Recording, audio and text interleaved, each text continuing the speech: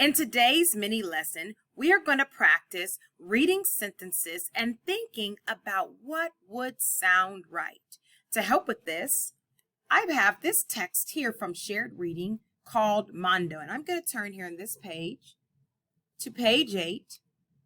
And if you notice, I do have a word that is covered up, but I'm going to read the sentence. It says, Mondo played with the blank.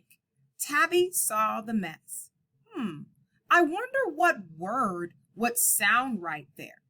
I can still use the same skills as I used before, which is looking at pictures, but now I'm going to think about what word would sound right there. If you're able to, turn to your partner and discuss what word would sound right in this sentence. Now I'm going to uncover the word. We're going to pull up these. And now I'm going to read the sentence. It says, Mondo played with the laundry. Tabby saw the mess. And I'm looking at the word laundry. I'm looking at the pictures, and I believe that laundry sounds right in this sentence.